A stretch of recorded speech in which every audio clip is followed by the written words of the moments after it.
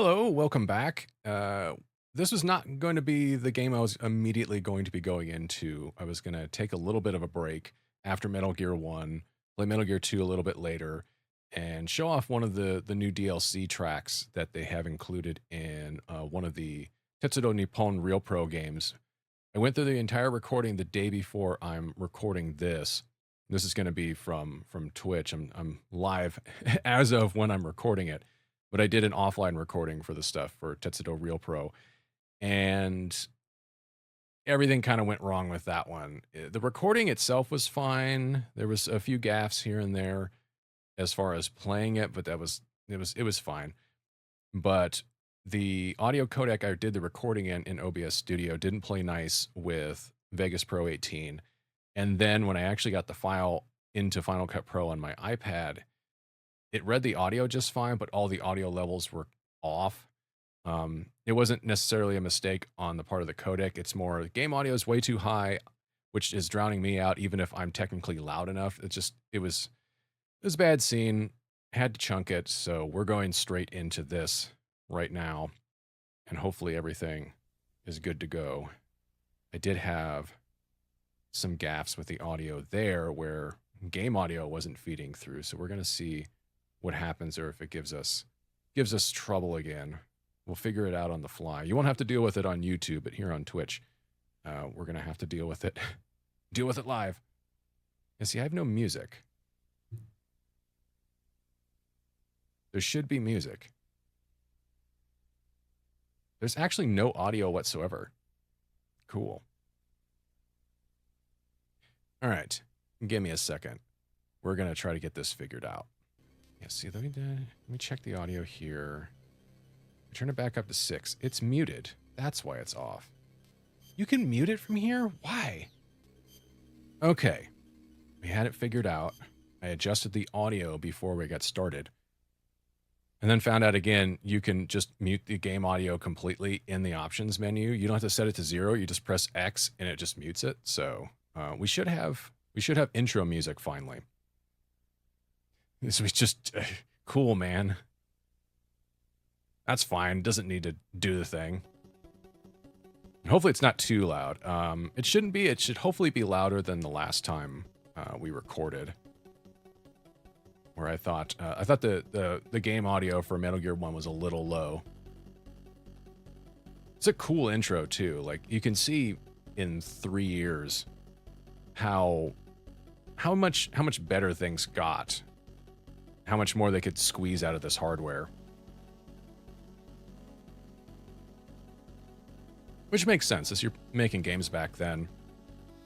Hardware maybe was getting a little bit more advanced, but I feel like even for PC hardware, and this was a personal computer, you could squeeze more out of it as you kind of figured it out, but unless you had add-ons that you could put into the case, like even like Commodore 64 had pretty static hardware, but you could put expander carts and other stuff in there. But there's only so much you can really squeeze out of it. You just have to figure out what it's good at, and even the last 30, 40 years, people have been able to get more out of that hardware, but there are limitations to it. It's not like today where I think everything's a little bit more modular and you can mess with it a little bit more. Like I'm sure this was a cartridge-based game, if I remember correctly, and I don't know if you could do like a cartridge as well as like, you could probably do memory expansion. I don't know what the hell I'm talking about anymore. Let's just say, for being the same setup for the most part, MSX2, a 3-year difference it's a big jump.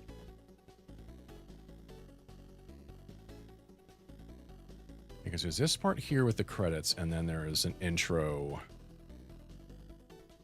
right afterwards. It gives us some story setup.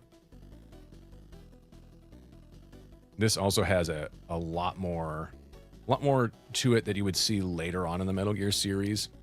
As I mentioned, playing that game, Metal Gear Solid is more or less a kind of a remake of this, not in story, but in terms of its scenario, the way everything kind of plays out. But a lot of the stuff that Solid did, this game did first. And that includes codec sequences and the lot. The storytelling aspect of this. Since I want to say Kojima made Snatcher after this. After Metal Gear 1. So I think he learned a lot from making that game and then coming into this project. And there's our Metal Gear D. We do get to fight that one.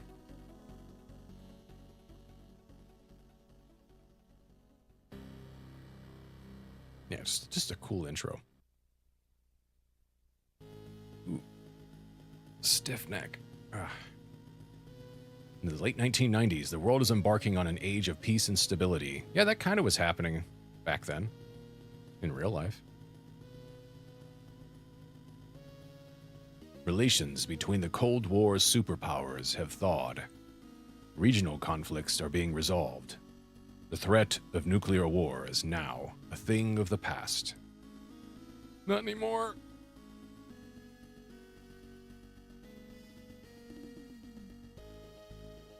But there are some who do not desire peace.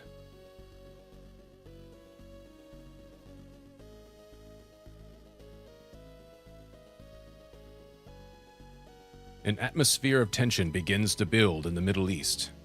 Uh-oh.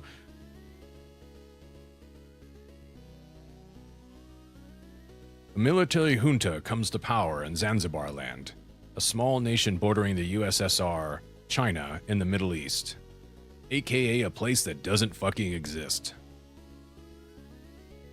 Zanzibar Land attacks nuclear weapons disposal sites around the world, seizing those weapons that are still intact, and becomes the world's only nuclear power.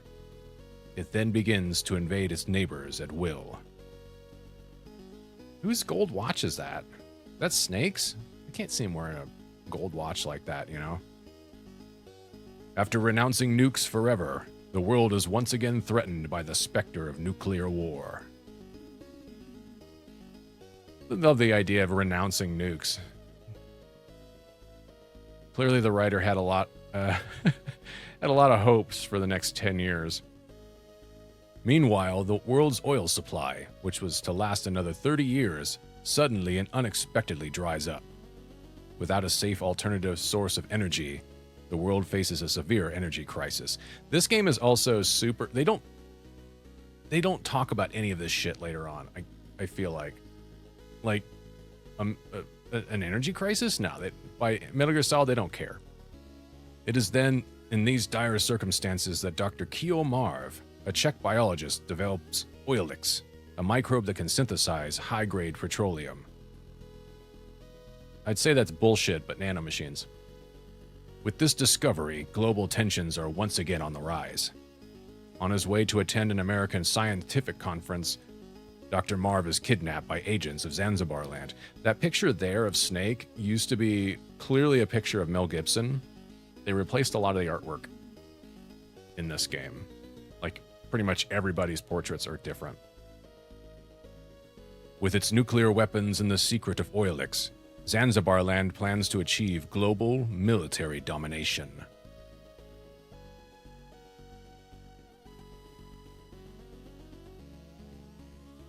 A tiny microbe, only a few microns wide, is about to change the world forever. But it doesn't. Here's the title screen again. Fuck you.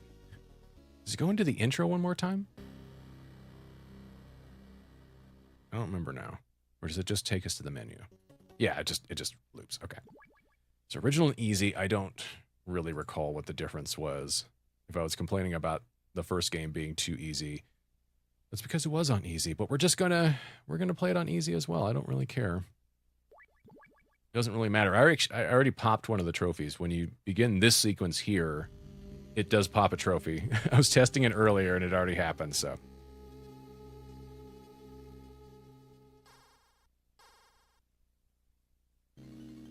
The music's awfully loud. This is Snake. I've reached the infiltration point. Snake. Right on time, as always. Let's get started. Commencing Operation Intrude F014. Let's go over the details one more time. Your mission is to infiltrate Zanzibar Land and rescue the kidnapped Czech biologist, Dr. Keo Marv. Snake, we provided you with a new anti-personnel sensor. Try switching it on. Roger. Okay, it's on. The white dots on your radar are enemy soldiers. The red dot is your current position. The radar is equipped with several other types of sensors as well. They should warn you of any unseen dangers.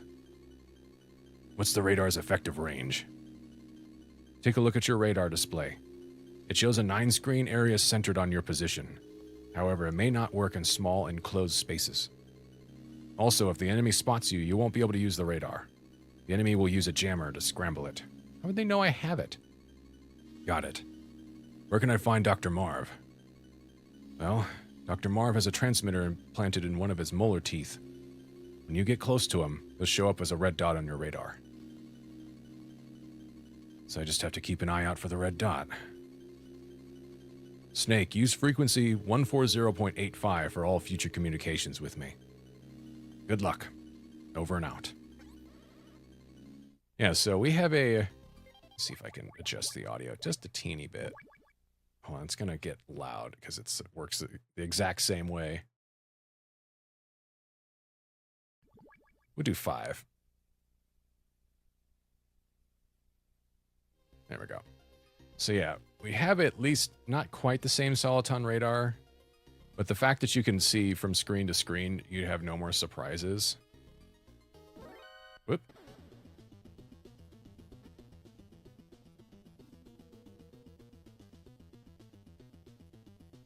There's our first alert. It has the same type of evasion system. It has... He's not here.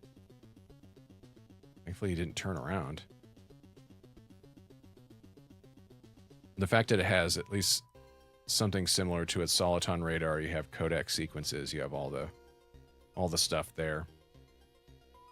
It's a much more complicated looking game. Alright. Got our rations. That works the same way. For weapons and accessories.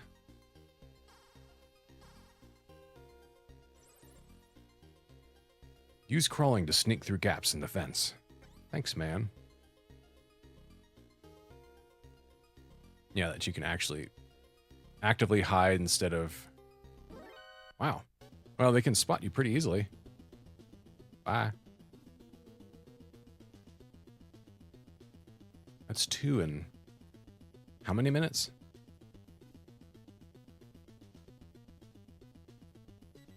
Watch the shit out of this guy. Oh, he just disappears. Yeah, you can crawl now, all kinds of stuff.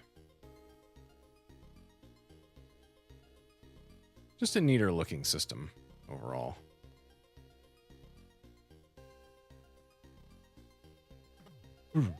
Yeah, you can actually tap walls, which I think is cool.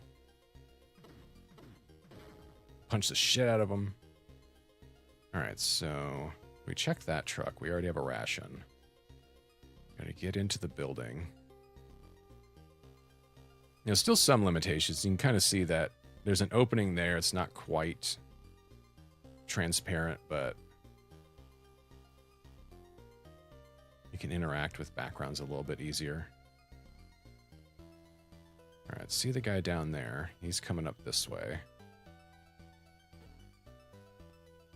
Shouldn't be able to see us. Get rid of him. That is bullets? I don't know. I'm not sure what that's supposed to be.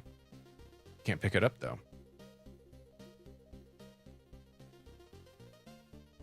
You definitely can't fuck around in this game quite as easily.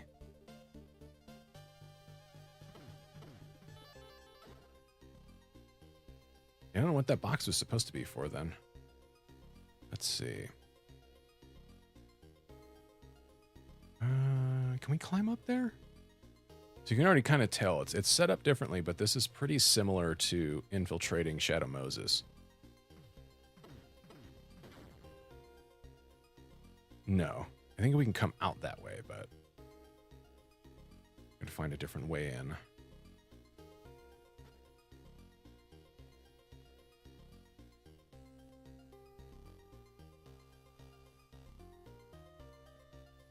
All right, there's that. There might be something over here.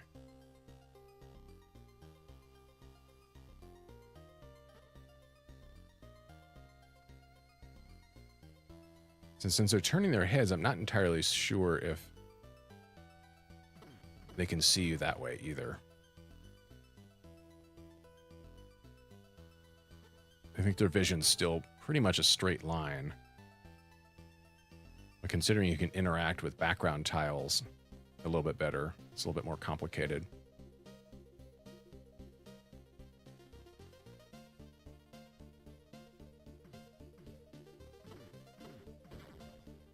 Yeah, not too worried about punching the shit out of people. Ooh.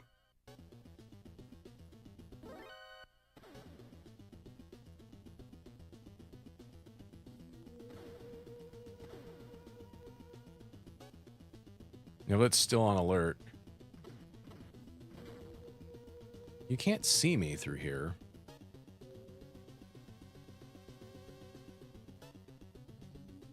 It seems like people will respawn.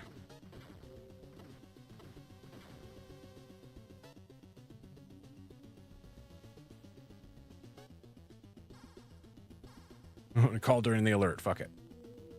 You can't sneak through the front door. Use the vents. Motherfucker, let me at least move. Alright, we got our first weapon.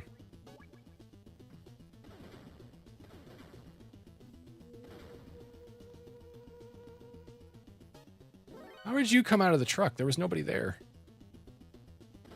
Fuck it. See you later, chump. Alright. Obviously it doesn't work when we're inside of a shaft there. I wasn't able to check over here, was I? Oh, no, we've already been there.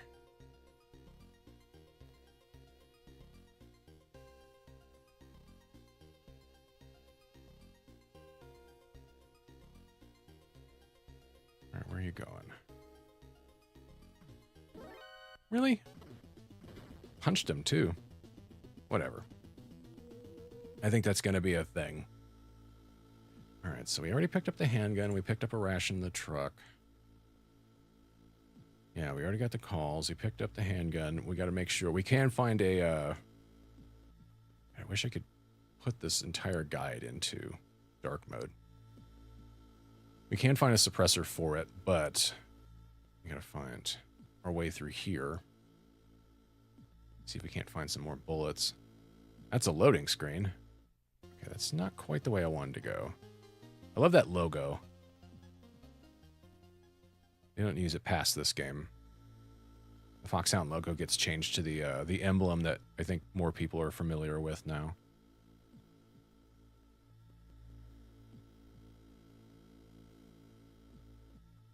Here's some bullets. This, I think, leads down to that. Yeah, that leads there.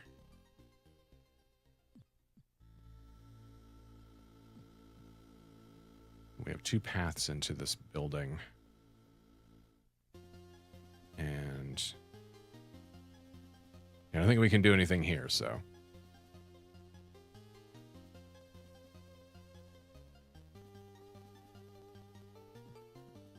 We can't pick up more bullets, though. Thanks for respawning. That got carried over from the first game. Should have picked up more rations, I guess. Sorry, nobody shot us yet.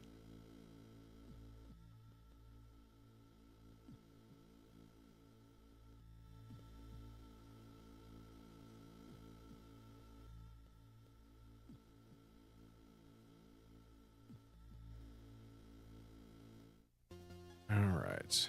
I think we can stand up. In a hall full of people above us. Ah, I'm Holly. Holly White. I infiltrated Zanzibar Land a month ago posing as a journalist. What is it with people posing as journalists? Just put Chun-Li Zan there. That's fine. So I pretty much know how things work around here. I'll help you any way I can. My frequency is 140.15. Call me. Later. What if I call you now?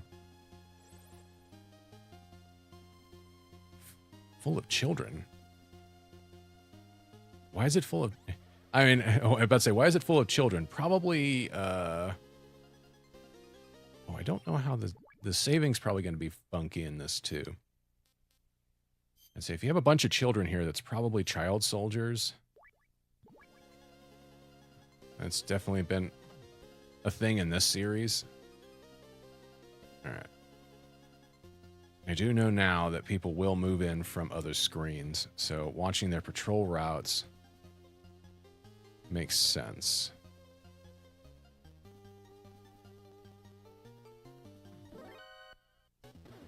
You motherfuckers.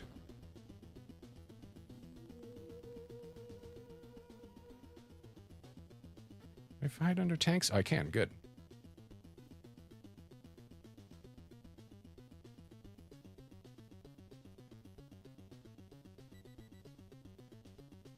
No one check underneath the vehicles.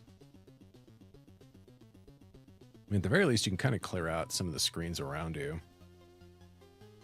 Just a pain in the ass.